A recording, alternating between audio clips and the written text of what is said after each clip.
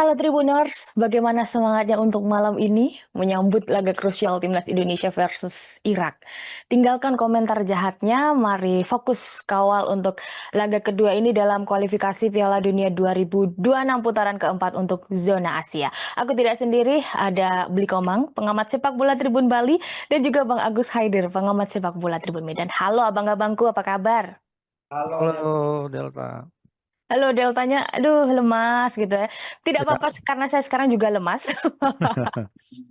Jadi memang ya, Bli Komang dan juga Bang Agus, supporter akan sangat emosional ketika membicarakan apa yang terjadi dalam pertandingan Timnas Indonesia versus Arab kemarin. Utamanya dari segi pemilihan pemain maupun pemain-pemain yang dipasang dalam formasinya Pak Patrick waktu itu. Nah, sekarang nih untuk awalannya, saya minta komentarnya mungkin dari Bli Komang dulu deh ini. Komentarnya seperti apa ini kemarin kita saat bertemu dengan Arab?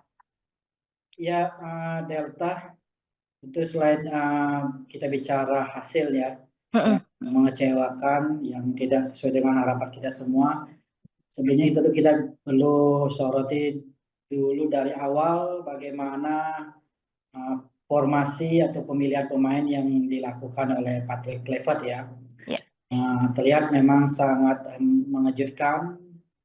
Patrick Kluivert dengan memainkan formasi 4-2-3-1 ya, formasi yang memang sebelumnya sudah dicoba ya, dijajal ketika dua uji coba melawan Lebanon dan China Taipei ya. Tetapi dalam pemilihan pemainnya yang sangat-sangat mengejutkan ya, termasuk kita semua ketika uh, Kluivert menurunkan Mark Klok sebagai pemain utama di posisi gelandang bertahan berduet dengan Joe Pelpesi ya sebagai double pivot. Kemudian itu yang lain, nama lain itu adalah munculnya nama Beckham Putra juga sebagai starter, sebagai penyerang sayap, dan juga dimainkannya Yakob Sayuri sebagai back kanan murni ya. Mm-mm. Mm-mm. Yang kita tahu Yakob Sayuri punya karakter lebih menyerang ya. Ya. Dan ya yang kalau oleh Romeni tidak dimainkan sebagai starter, sebagai pemain utama, tentu masih kita bisa maklumi karena memang dia baru pulih dari cedera yang cukup lama dan belum pernah bermain sebelumnya, sehingga memang wajar dia dimainkan sebagai pemain cadangan. Tentu yang mengejutkan juga bahwa Tom Haye harus duduk di bangku cadangan. Kemudian pemilihan Patrick Kluivert dengan memainkan skema 4 back juga kan cukup apa namanya, yang mengejutkan bagi kita semua ya, karena sebelumnya kan kita lebih lebih familiar dan uh, Kluivert juga sudah pernah melakukan ini, sudah pernah mencobanya dan hasilnya mulai kemenangan dengan skema 3 back ya, biasanya pakai 3 back juga, tapi dalam pertandingan yang sangat menentukan ini dia memilih memainkan 4 back. Nah, dan hasilnya kita lihat bahwa pemain-pemain pilihan Kluivert ini yang turun sejak menit pertama, beberapa nama yang saya sebutkan tadi ya memang di luar ekspektasi kita ya. Sama Klopp, kita lihat bagaimana dia tampil ya seperti orang kebingungan gitu ya, dan Mm-mm. sempat melakukan dua kesalahan ketika gol pertama dari Arab Saudi ya, dua kali dia salah menghalau bola yang direbut oleh pemain Arab dan terjadi gol. Dan ya sepanjang menit ya Klopp tidak tidak terlalu terlihat perannya Ya. nampaknya. Tapi yang menjadi pertanyaan, kenapa Klopp masih juga dipertahankan sepanjang 90 menit oleh Ya. Patrick Kluivert ya, tidak diganti dia.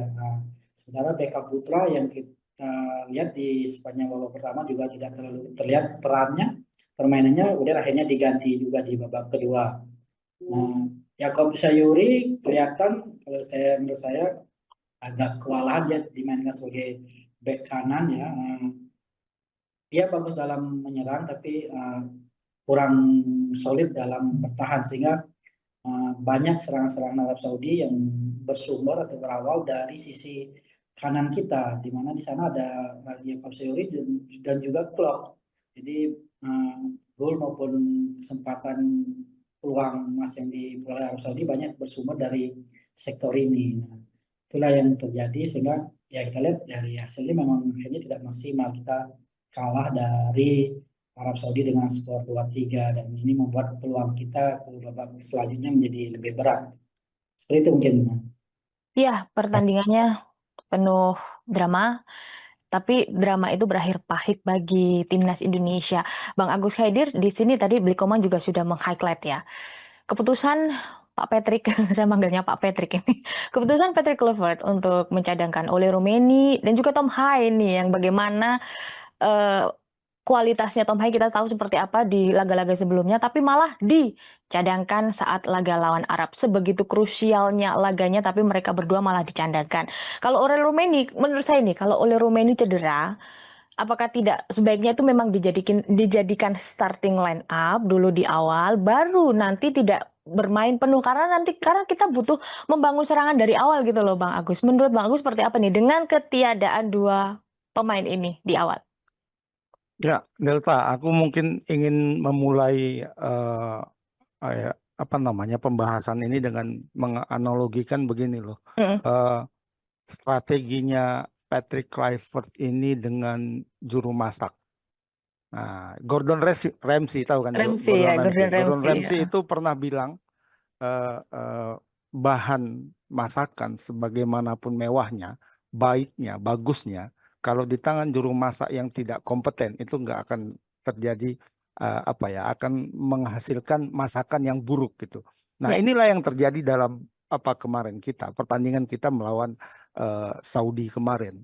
Nah, kita punya walaupun tidak mewah-mewah amat ya, tidak mewah-mewah amat komposisi pemain kita, tapi ya kalau untuk kelas Asia sudah bisa kita katakan ini berkelas lah materi pemain Indonesia. Kita punya banyak sekali pemain, tapi seperti sudah dipapar oleh Bli Komang tadi, sebagai juru masak, sebagai koki, eh, ketika membuat masakan itu, Patrick Kluivert justru memilih bumbu-bumbu yang salah kalau menurutku. hmm, Misalnya dia mau buat rendang tapi dia pakai bumbu opor misalnya ya, berantakan kan, ya, seperti itu. Nah, eh, tiga yang disorotin itu ada tiga pilihan pemain dia. Ada Beckham Putra, kemudian Yakup Sayuri dan juga Mark Locke.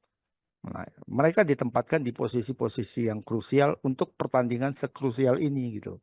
Nah, sementara keterkejutan pertama itu sebenarnya bukan pencadangan Tom Haye atau oleh.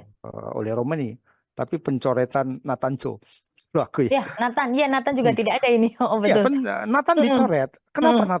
Kenapa Nathan dicoret seperti itu? Itu kan pertanyaan kita gitu. Apakah dia cedera atau apa? Tidak, tidak ada. Kalau kabar Calvin Perdong yang cedera, iya benar. Ya, Bahkan dia tidak dimainkan kan kemarin ketika Lille melawan Paris Saint-Germain dia tidak dimainkan.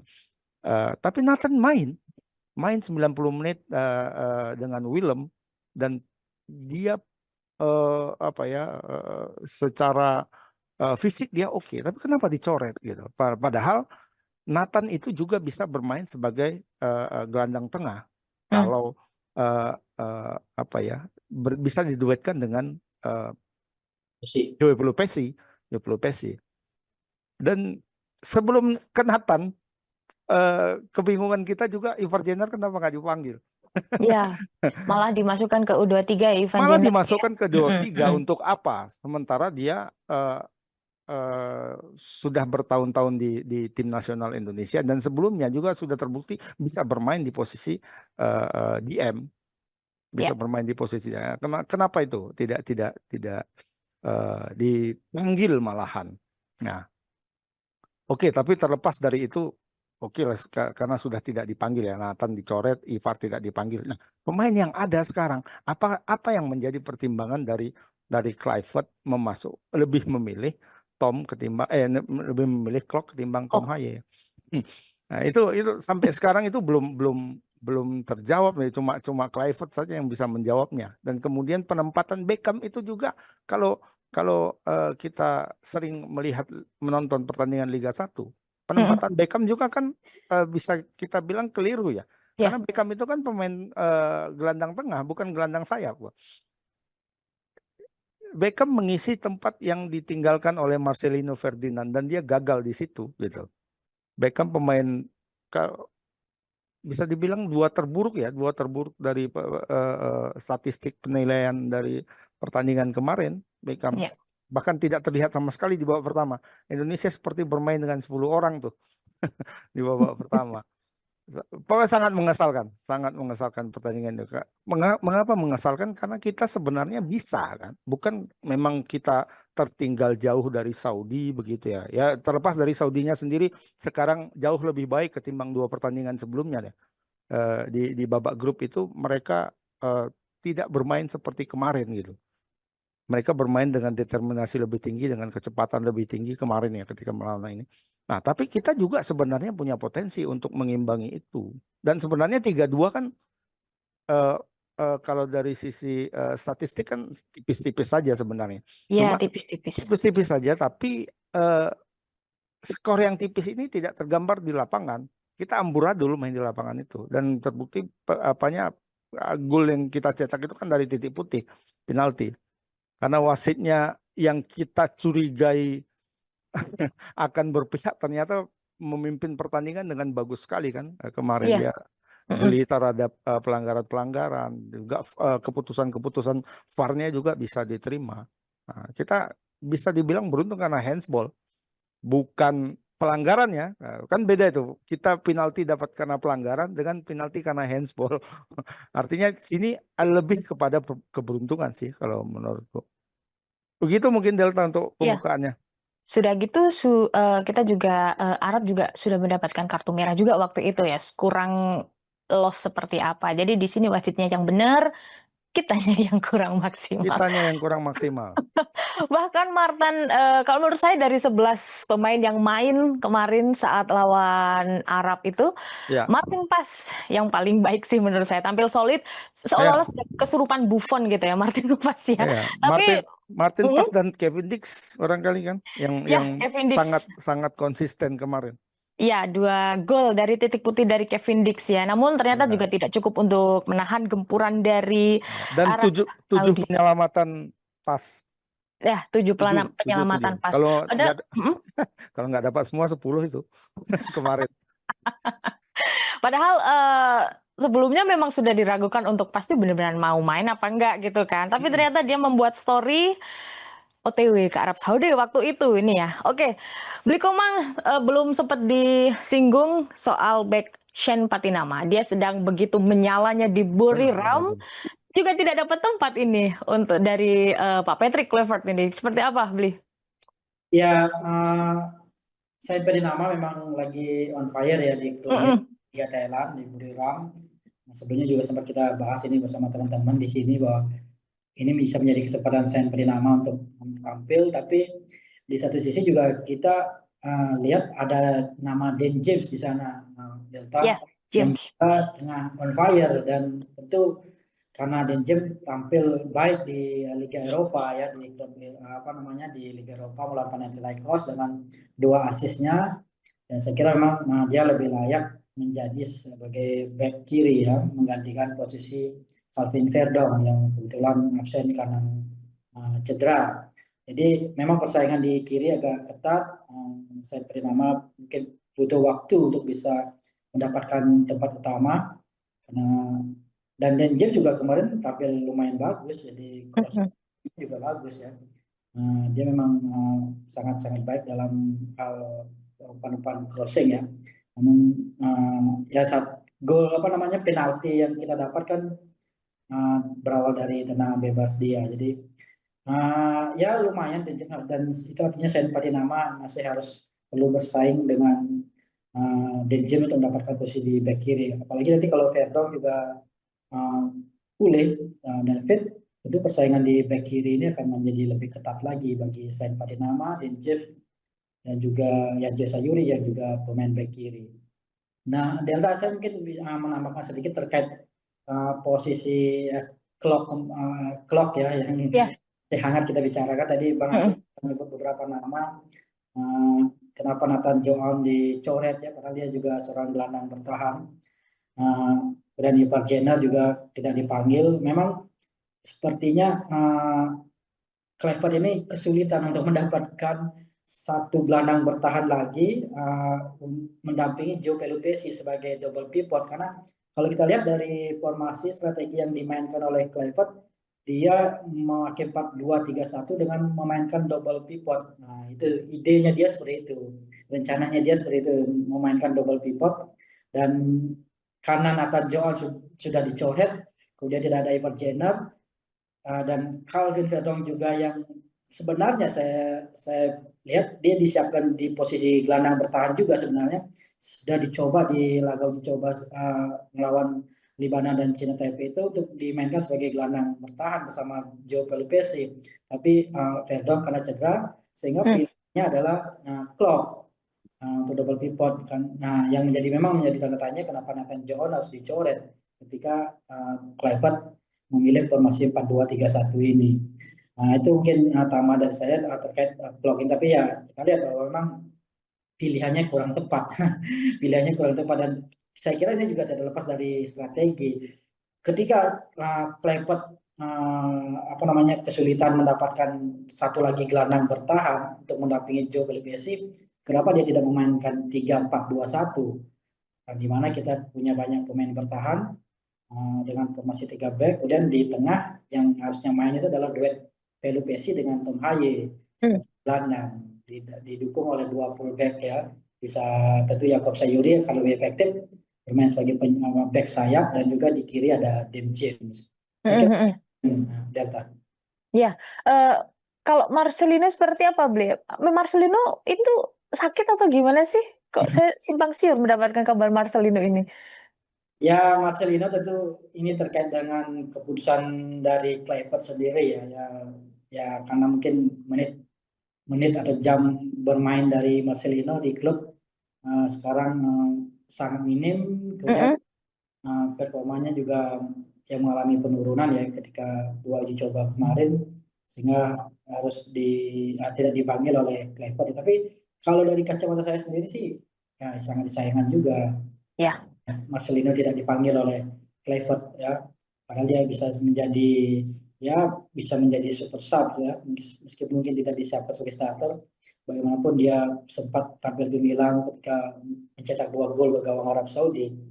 Seperti itu. Daripada menurut saya dia si Kluivert ini memanggil Stefano Lillipali atau McClough ya, yang kita lihat dari usianya sudah 35 tahun. Sudah 35 tahun, Klopp juga sudah di atas 30 tahun. Mestinya pemain yang lebih muda diberi kesempatan. Ya, kalau menurut saya ini ya, Patrick Kluivert itu seolah-olah ingin menghilangkan semua warisan yang pernah dibuat oleh Sintayong dari era sebelumnya. Marcelino, apa ya? Contoh kecil dari Marcelino. Marcelino memang murni bentukan dari Sintayong. Jadi Patrick sepertinya ingin melahirkan Marcelino versinya sendiri. Apakah Beckham Putra itu yang akan menjadi Marcelino-nya versi Patrick Kluivert? Nah, kita nggak ngerti. Terus juga soal Ivan Jenner yang di U23, bisa jadi itu memang proyeknya Indra Syafri juga bisa untuk bisa mendukung taktiknya yang ada di U23. Kalau menurut saya seperti itu ya. Semoga ya baiklah, ini semoga jalannya baik saja untuk timnas kita. Ada sedikit ini sih Delta, setuju juga dengan Delta tadi. Ada perbedaan ya dari Sintayong dengan Kluivert ini. Kalau Sintayong kan ingin memotong generasi tua, generasi tua, sehingga dia tidak memanggil pemain yang senior. Lillipali dulu kan jarang dipanggil ya. Kemudian juga Klopp juga jarang dipanggil. Tapi sekarang yang berbeda, justru Kluivert memanggil pemain-pemain yang sudah berusia di atas 30 tahun itu. Nah, itulah perbedaan Sintayong juga dengan Kluivert. Oke, Bang Agus, benar ya tadi kata Bliko Bang, Patrick Kluivert dan juga Sintayong mulai dibanding-bandingkan. Di mana saat era Sintayong memang kita mampu untuk menang secara dominasi, determinasi, taktik, dan juga intensitas ya. Menurut Bang Agus seperti apa nih 2 era yang berbeda dan pemain-pemain yang juga berbeda pula? Ya, waktu era Sintayong kita kan 2 kali ya menghadapi Saudi, 1 kali hasilnya seri, 1 kali menang. Cuma mungkin kita bisa garis bawahi juga bahwa Arab Saudi yang tampil kemarin itu berbeda dengan Arab Saudi di 2 laga sebelumnya. Ya, Ya, yang pertama kan itu Mancini pelatihnya ya ya, betul, pelatih pelatih. Saudi. Yang kedua memang Harve yang sekarang. Nah, cuma perbedaan antara Arab Saudi ketika dikalahkan oleh Indonesia 2-0 di Jakarta beberapa waktu lalu dibandingkan yang kemarin, itu ada perbedaan yang cukup signifikan ya, terutama pemain-pemainnya ya. Dari komposisi yang diturunkan Saudi kemarin itu kalau tidak salah hanya 3 atau 4 yang menjadi starter ketika bermain di Jakarta. Banyak pemain yang dicoret oleh pelatih Saudi yang sekarang, termasuk uh, sang biang kerok itu ya, Al Bulaihi itu malah sama Ya, sekali tidak aku dipanggil. lagi. Mm-mm. Nah, dan Arab Saudi bermain sangat rapi kemarin, rapi, kencang, determinasinya juga tinggi. Nah, tapi tadi seperti yang saya sampaikan di awal, bahwa walaupun Saudi seperti itu, sebenarnya Indonesia punya potensi untuk mengimbangi mereka. Bukan tidak ada kemampuan Indonesia untuk mengimbangi itu. Hanya Hmm, saja ya itu sayangnya tadi eh, beberapa pemain eh, yang diturunkan itu tanda kutip aneh lah menurutku ya, ya. Nah, kemudian terkait dengan Ferdinand Marcelino itu secara psikologis itu sebenarnya merugikan Indonesia. Kenapa dia tidak dipanggil? Karena Marcelino bermain bagus sekali ketika dalam 2 pertandingan melawan Saudi sebelumnya ya. Termasuk ya, dia mencetak 2 gol ketika melawan Saudi di Jakarta. Mm-mm. Nah, Mm-mm. tanpa Marcelino itu secara psikologis tidak ada masalah lagi sama pemain-pemain Saudi. Kalau dia ada, oh ini pemain yang membobol gawang kami 2 kali nih. Ya kan, Ya, artinya ada kewaspadaan. Walaupun Al Bulaihi nggak ada, tapi ada beberapa pemain yang di lini tengah dan lini belakang yang masih bermain dan merasakan bagaimana hukuman dari Marcelino waktu bermain di Jakarta. Ini tidak mm-mm. ada dia, ah mereka seakan-akan ya udah lepas lah begitu ya, tinggal konsentrasi sama pemain yang ada. Nah, pemain yang ada pun eh, mereka kan pasti mengikuti permainan Indonesia, performa Indonesia setelah melawan Saudi ya, ada kita melawan Bahrain dan kita melawan China, itu ada Ole Romani yang bermain di situ kan. Nah, ternyata Ole Romani tidak diturunkan. Malah yang diturunkan itu kemarin trionya Meliano, Orat Mangun dan Beckham Putra di Beckham. depan. Beckham. Nah, tapi seperti saya katakan di awal tadi, itu Indonesia bermain 10 orang ya. Babak Mm-mm. pertama, Beckham sama sekali tidak Tidak ada. kelihatan. Tidak kelihatan, karena memang dia salah ditempatkan posisinya untuk pertandingan sepenting itu. Ya, mestinya mungkin bisa ditarik agak ke tengah. Kalau memang tetap mau memaksakan Beckham itu bermain, ya diposisikanlah dia di posisinya Ricky Kambuaya kan. Memang itu posisi dia. Ya. Mm-mm. Mm-mm. Dia bukan posisi gelandang sayap atau penyerang sayap, dia bukan di situ tempatnya. Nah, sebenarnya bukan salah Beckham kalau menurutku ya, kasihan Beckhamnya gitu. Ya. Mm-mm. Dia Mm-mm. bermain tidak di posisinya. Ya, dia bumbu rendang tapi dipaksakan untuk menjadi opor kan nggak bisa. Nah, tapi Patrick nggak tahu apa pertimbangannya dan apa pula pertimbangannya tidak menarik pemain-pemain ini secepatnya keluar, Mm-mm. gitu kan? Yakob Sayuri itu berkontribusi besar untuk 3 gol Arab Saudi. Tiga-tiganya. Itu kan gol pertama dari sisi dia dari sebelah sebelah kanan, gol Kanan. gol kedua dia narik baju penalti, gol ketiga dia terlambat menutup pergerakan dari Al Al siapa namanya itu ya? Al Bulaikan ya namanya, Firas, Firas, Firas. Firas Al Bulaikan ya. Dia terlambat menutup itu ketika mengantisipasi bola reboundnya Martin Paes ya kan.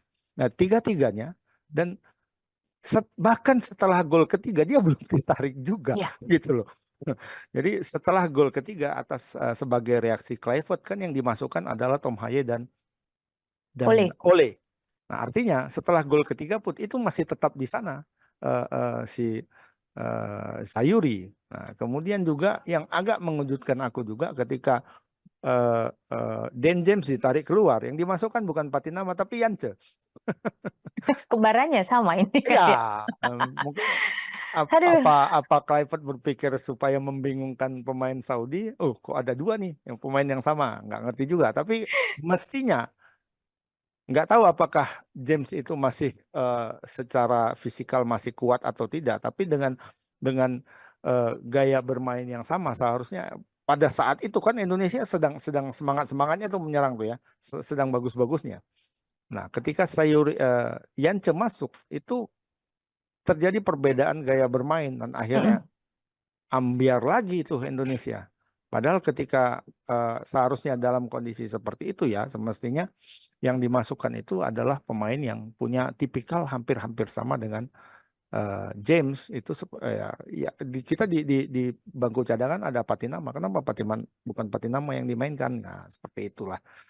Ya, betul. Jadi kita mau bikin kuah sop, tapi bumbunya rawon, jadi keruh lah Ya, kuahnya kan ya. Oke. iya, makanya ambiar Eh, semuanya. Hampir semuanya.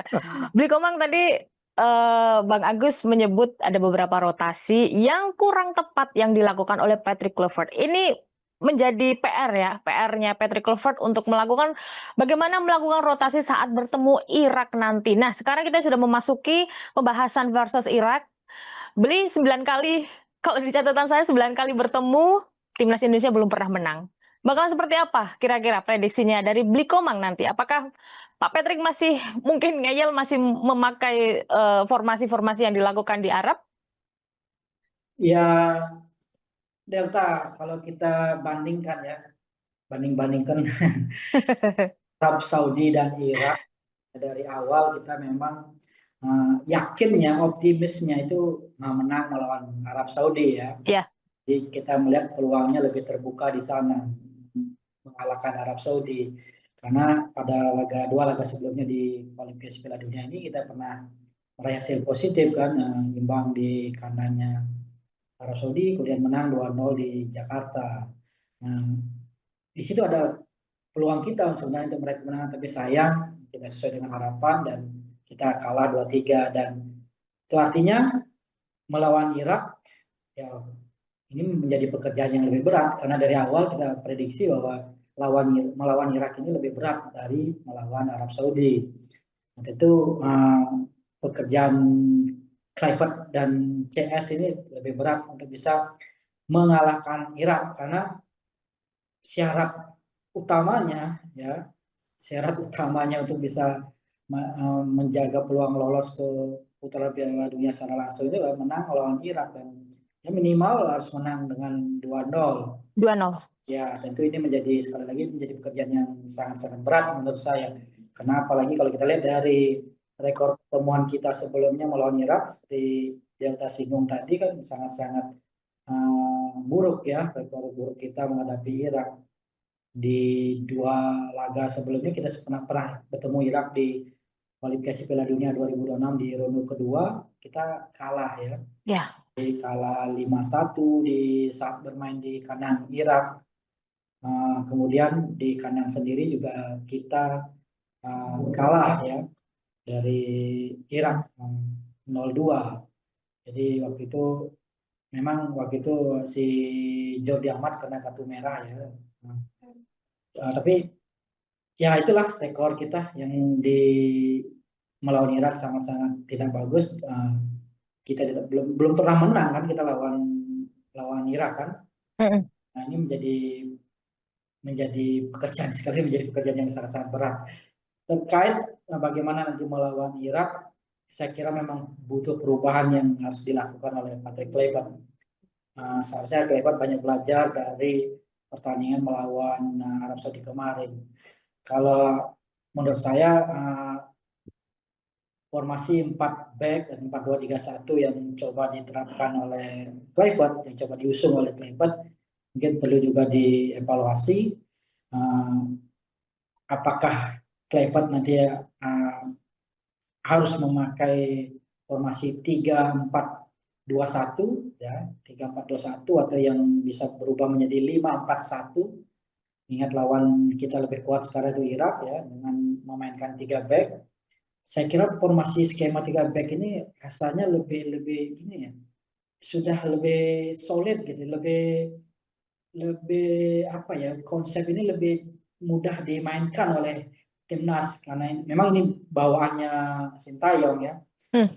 Dan rasanya memang saat ini dengan komposisi pemain seperti sekarang kita miliki dan melawan-lawan tim-tim yang lebih kuat, skema ini rasanya lebih pas, lebih tepat untuk timnas Indonesia.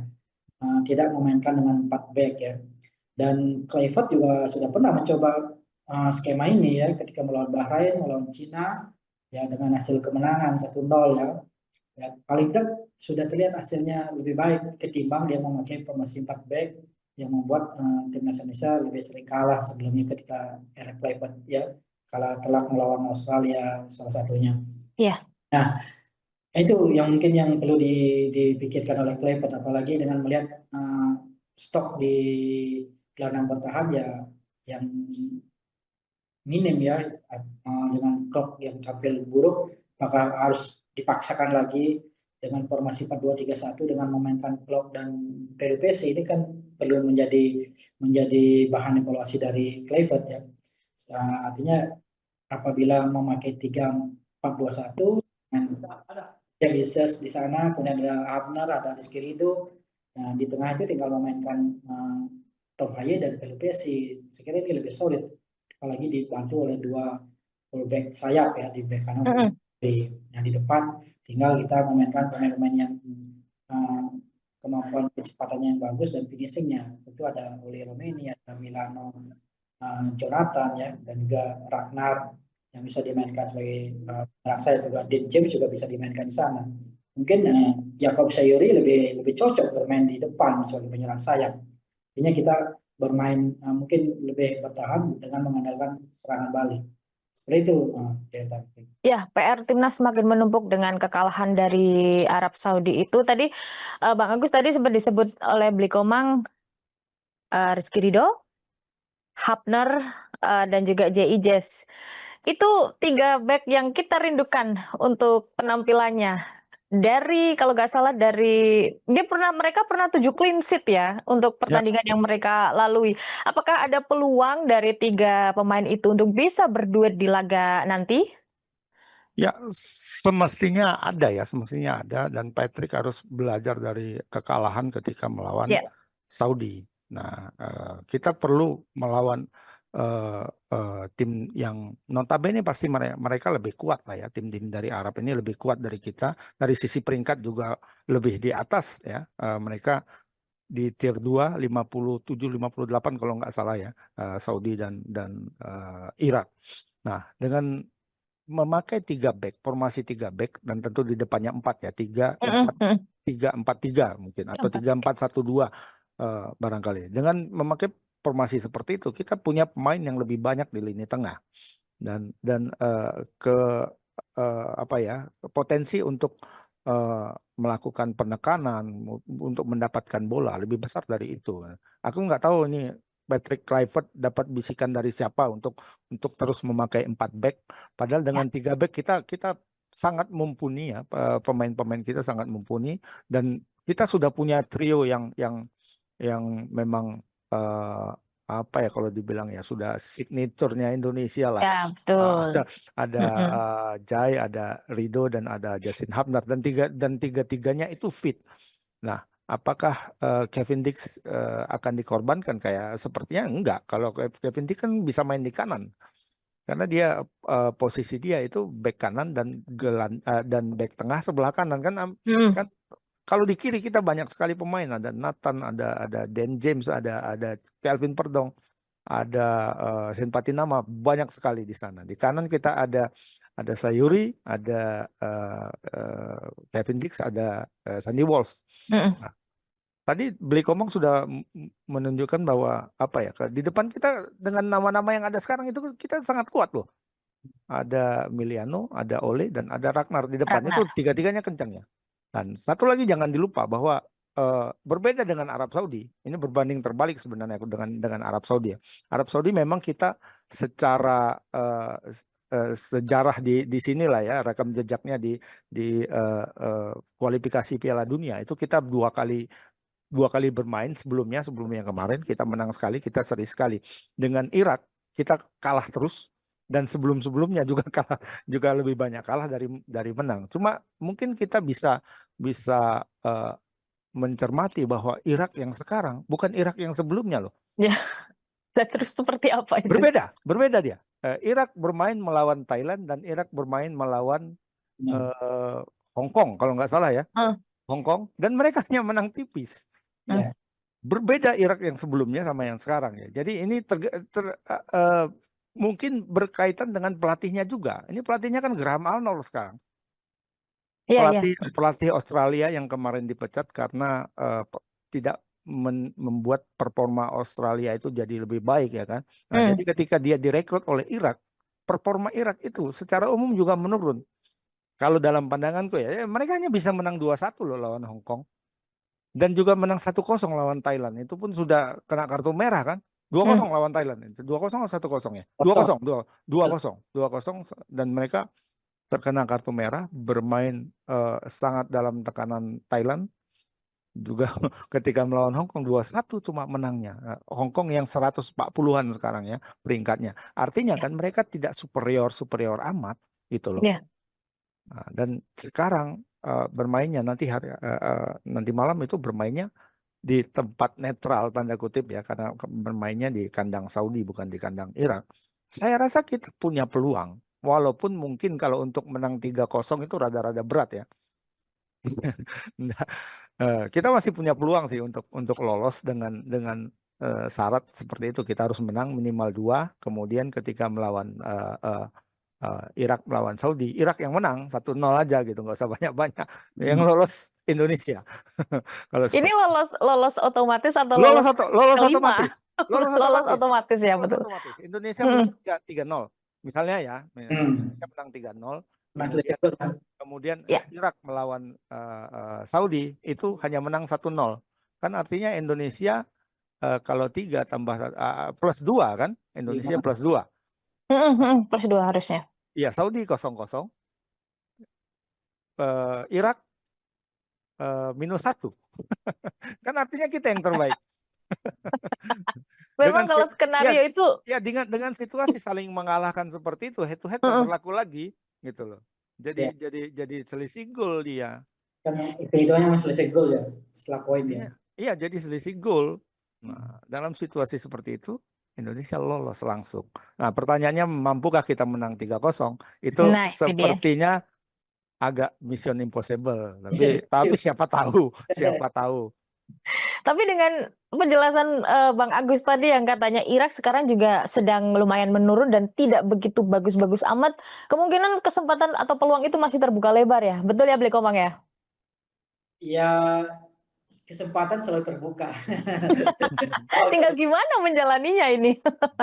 Kita pura-pura pesimis saja, Bli.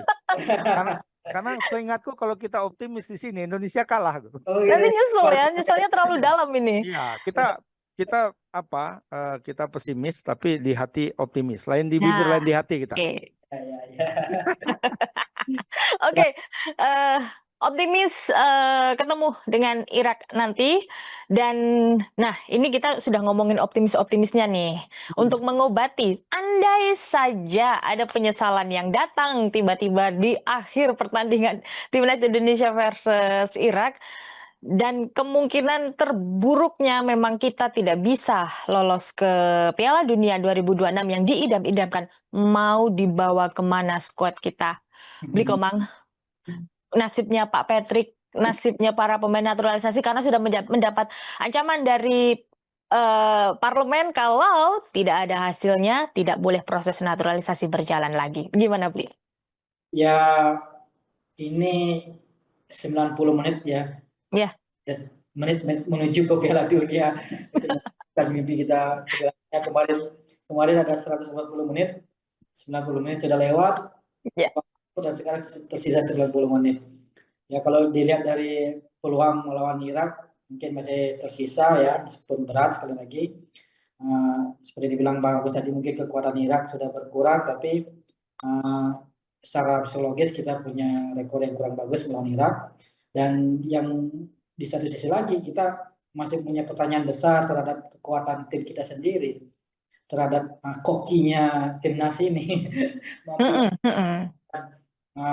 strategi dan pilihan pemain yang pas, yang tepat ketika menghadapi Irak nanti untuk bisa meraih kemenangan minimal 2-0 tersebut. Nah, apabila sampai kalah lagi lawan Irak ini ya sudah pupus sudah peluang kita kan, termasuk untuk bisa jadi runner up kan udah pupus. Dan apabila sampai itu yang terjadi, artinya kita gagal untuk bisa ke Piala Dunia, di sudah tersingkir di babak keempat ini, ya tentu publik juga sudah menantikan ini dan rasanya meminta pertanggungjawaban dari Ketua Umum PSSI, Erick. Kemudian tentunya juga Patrick Kluivert sebagai pelatih kepala, karena sebelumnya Ketua Umum PSSI yang melakukan pergantian pelatih di tengah perjalanan ini dan menunjuk Patrick Kluivert sebagai pelatih. Tentu kalau gagal ya Ketua PSSI harus bertanggung jawab. Kemudian juga Patrick Kluivert juga rasanya sudah cukup lah kiprah dan karirnya, perjalanannya bersama timnas di bersama timnas Indonesia dengan kegagalan mewujudkan mimpi masyarakat Indonesia untuk lolos ke Piala Dunia 2026. Seperti itu. Jadi memang harus ada konsekuensinya semua ini ya, dari yang dilakukan dan konsekuensi entah itu positif atau negatif memang harus diterima. Bang Agus, kalau dari Bang Agus pandangannya seperti apa? Intinya gini, Delta, kalau gagal ke Piala Dunia ya Kluivert out gitu aja. Oke, Bang Agus sepakat atau ada pandangan lain? Oh, sepakat. Sepakat 1000%. sekali ya? Ya, aku sepakat untuk Clive karena dia sampai sejauh ini kan sudah menunjukkan bagaimana kapasitas dia kan. Kita secara apa ya, bisa dibilang mata telanjang, nggak perlu teori sana teori sini, kita sudah bisa melihat kapasitasnya seperti apa. Jadi memang ya ketika dia sebelum ke Indonesia kan hanya Curaçao dan beberapa klub-klub yang tidak terlalu mentereng, dan di situ juga dia nggak berhasil ya kan. Nah, artinya memang kapasitas dia tidak mumpuni untuk memegang Indonesia ke depannya. Tapi sebelumnya aku ingin reminder juga ya sebenarnya terkait juga apa ya, kalau dibilang ancaman dari para anggota dewan di parlemen bahwa kalau tidak berhasil masuk Piala Dunia, naturalisasi dihentikan prosesnya sampai di sini, nggak ada naturalisasi lain. Kalau aku itu tidak sepakat dengan itu, karena mungkin kita bisa ingat bahwa awalnya kan kita tidak menargetkan lolos ke Piala Dunia 2026 kan? Enggak. Jadi Pak Erik itu seingatku dulu bilang itu kalau enggak 2034